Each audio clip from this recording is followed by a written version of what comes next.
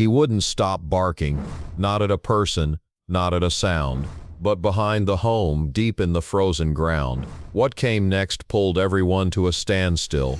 Here's the full story, but before we get into it, drop your favorite dog's name in the comments and hit subscribe. The fog sat low over the edge of Oak Ridge Senior Living Center that morning, the kind that blurred lines between tree trunks and pavement. It was just after sunrise when Officer Grant Kilmer pulled up in his department SUV. His canine partner, a 5-year-old Belgian Malinois named Axel, sat alert in the back, already leaning forward before the vehicle had come to a stop. Axel's demeanor changed the moment the doors opened.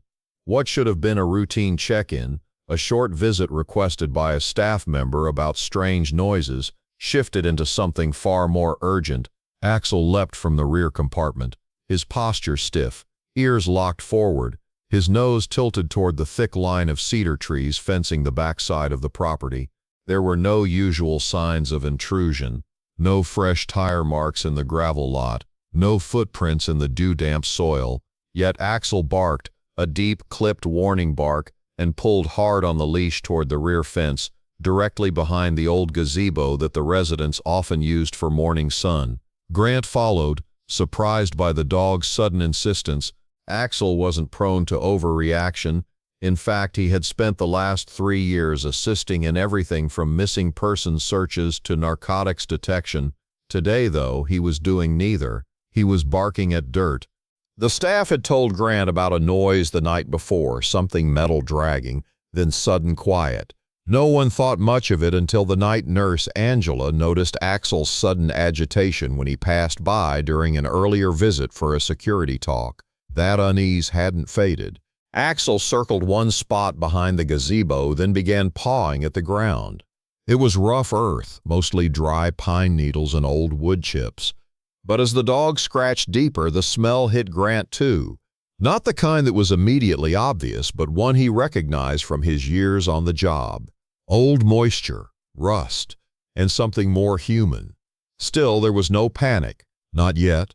The director of Oak Ridge, a soft-spoken man named Harold Brenner, came outside, sweater zipped up to his neck and a clipboard tucked beneath his arm. "I know this might sound strange," Harold said, glancing at the digging dog, "but we've had missing items. Old photo frames. One of the women here, Miss Carlson, said she saw someone walking near the trees at 3 a.m., but no one believed her." Grant looked down. Axel had stopped barking and was now lying down, nose pressed to the soil, tail still, muscles tight. That was his signal, alert. Grant called for a forensic unit, not because he knew what was there, but because Axel never gave false positives. Never. If the dog reacted, it meant something was under that dirt, something that shouldn't be there. 2 hours later, the forensics crew arrived from the county.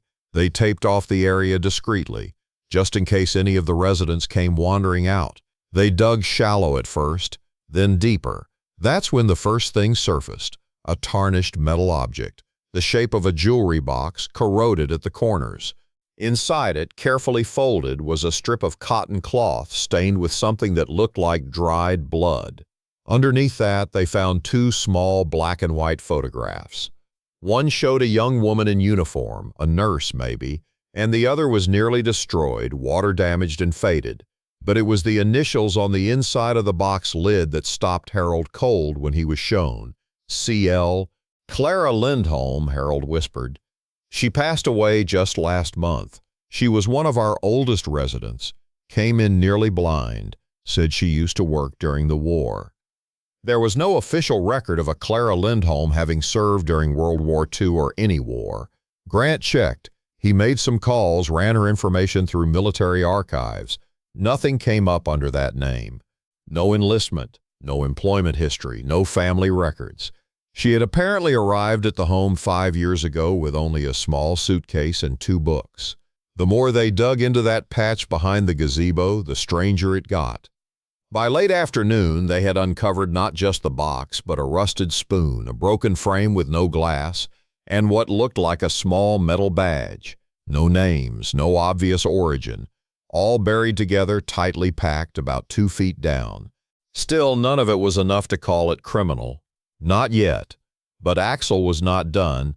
He pulled again, further west toward the far end of the fence.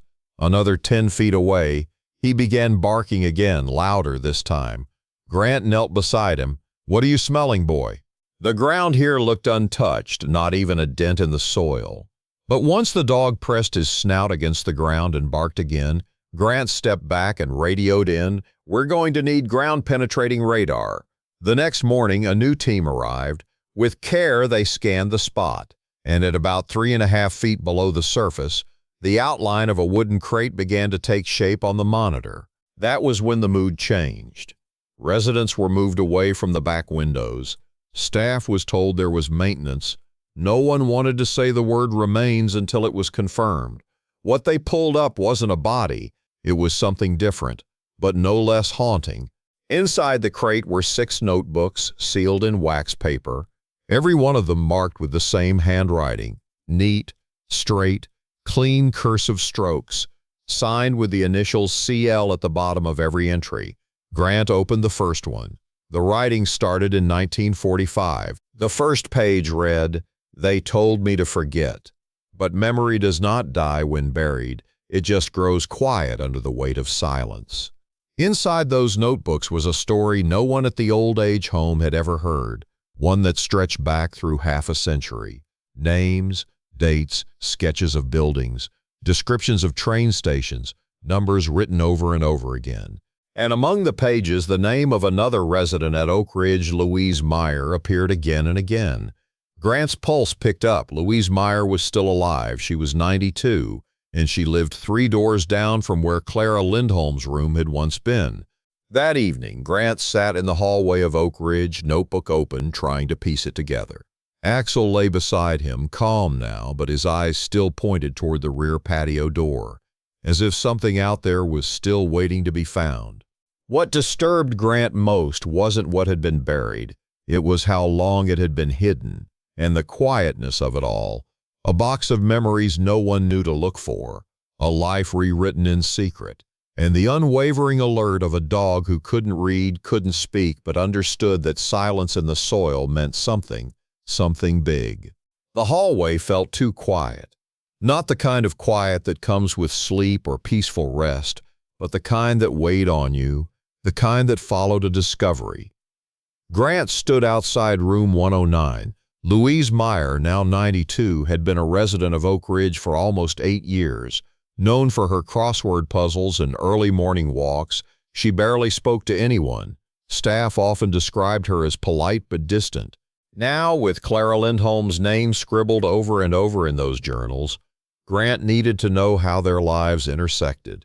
Louise was sitting in her recliner, staring out the window at the tree line where the police had just finished packing up the dig site.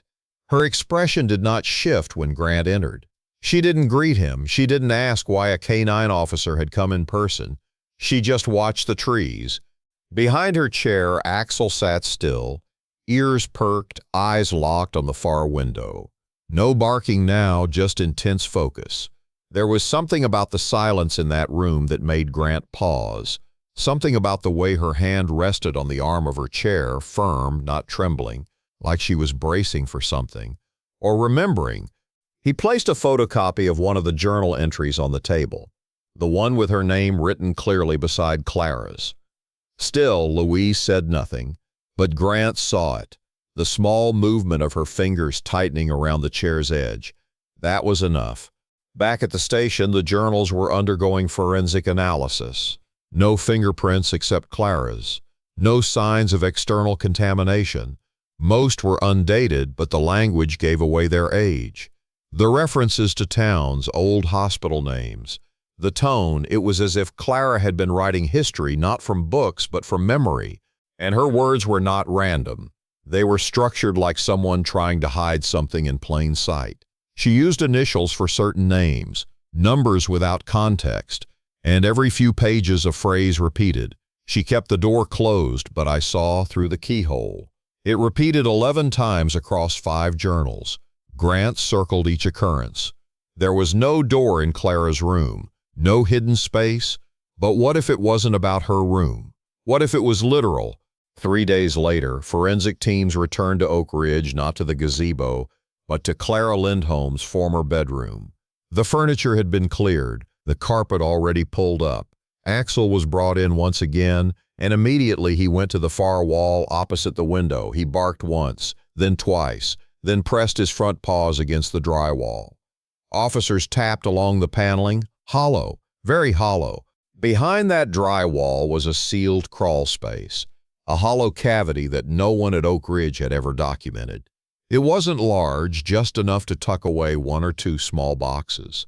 Inside it they found another package, wrapped in oilcloth, tied with what looked like nursing tape.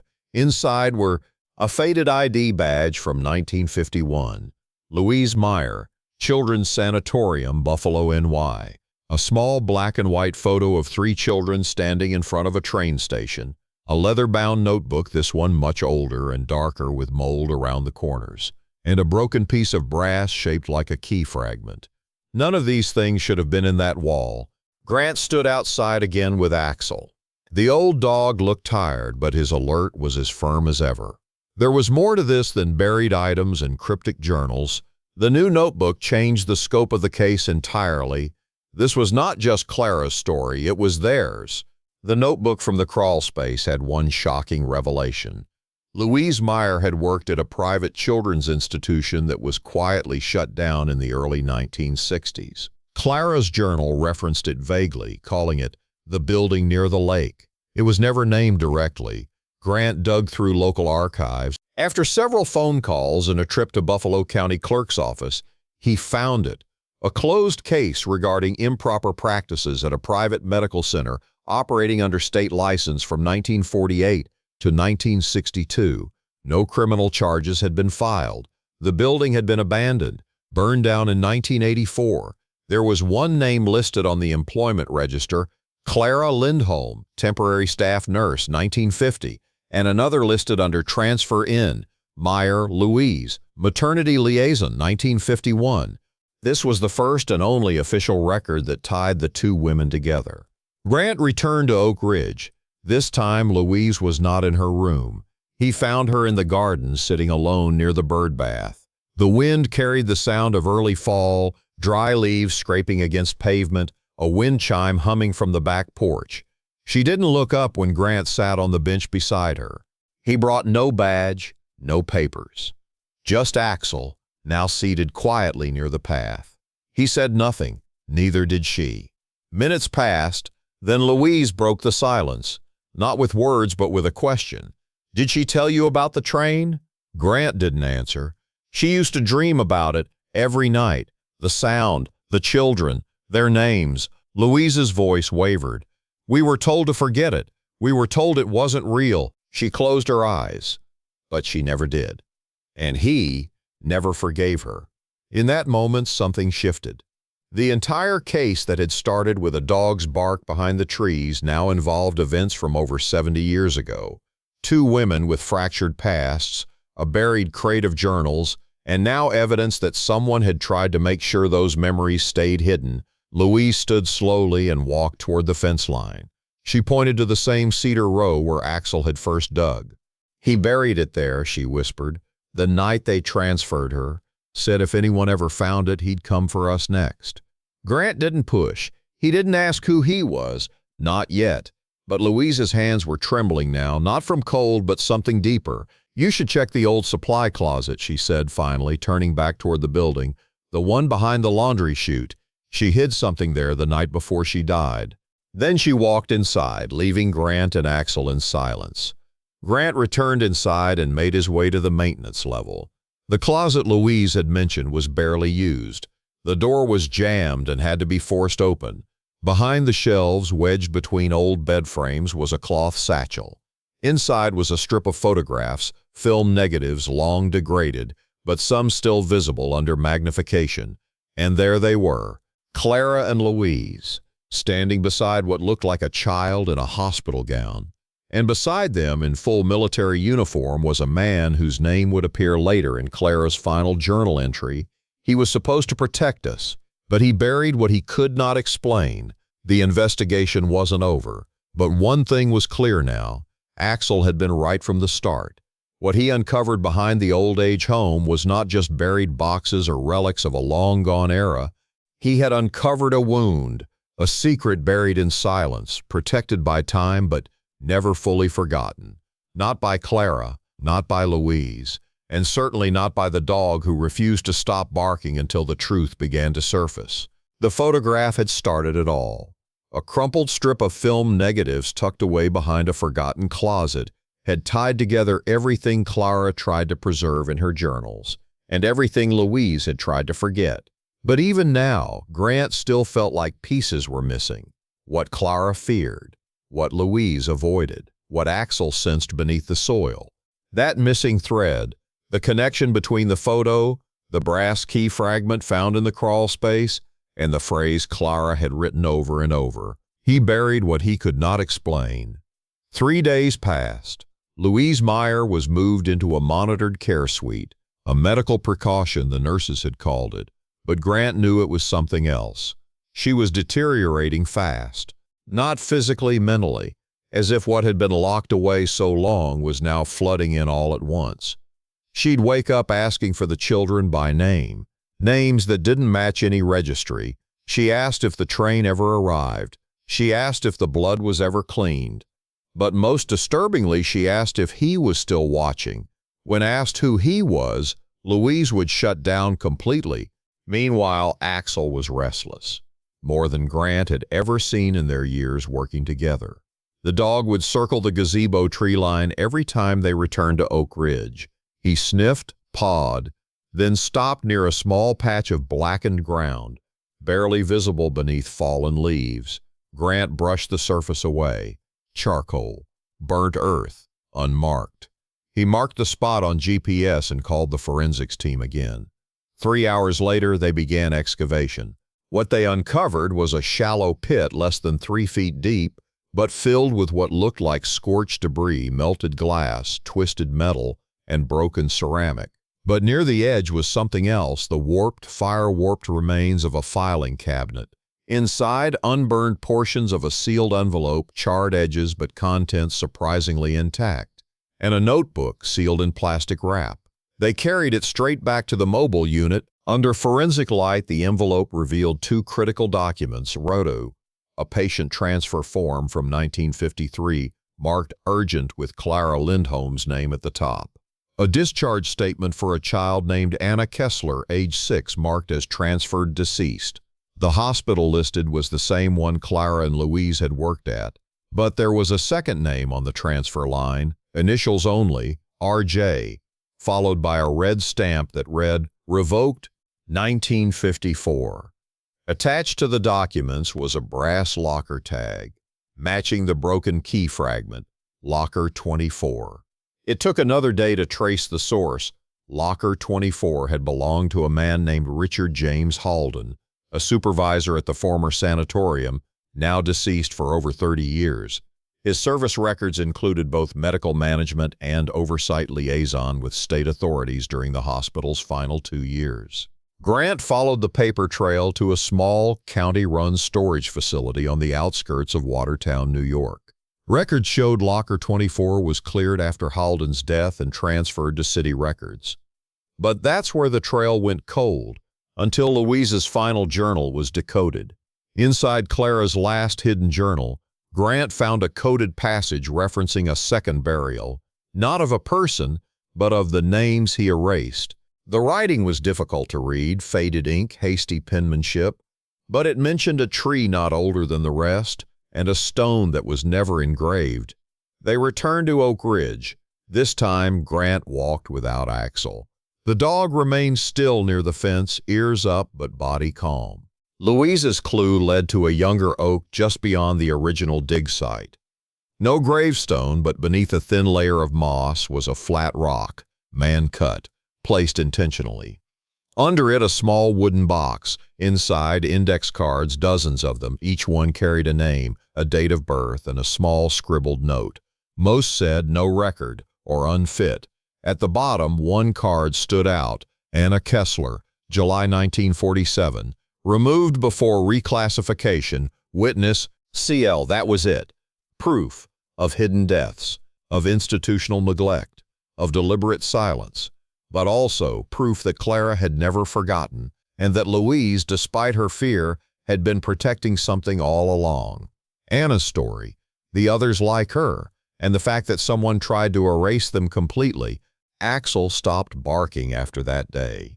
He would still walk the perimeter, still glance at the cedar line, but he no longer scratched or barked. He knew the work was done. Grant would never forget how the case began with a bark behind a tree. And now, as he watched the sunrise from the edge of Oak Ridge's back lawn, with Axel seated beside him, he understood what the dog had known all along. It was never just a box, never just a scent. It was the weight of a history buried too long. Weeks later, a quiet ceremony was held near the newly planted oak, beside the former cedar row. A plaque was placed, not naming any one person, but instead reading, "For the forgotten, may their names be known." Louise did not attend. She passed quietly in her sleep the night before. On her nightstand was a final note. 6 words. She made sure they were found. Axel lived another year, and in that time Grant never once saw him hesitate. Even as his joints stiffened and his eyes dimmed, the dog would still rise every morning, patrol the yard, pause at the old tree, and then return home. He had done what no one else could. He heard the silence and refused to let it stay buried. Some stories never make it to the headlines, but this one deserved to.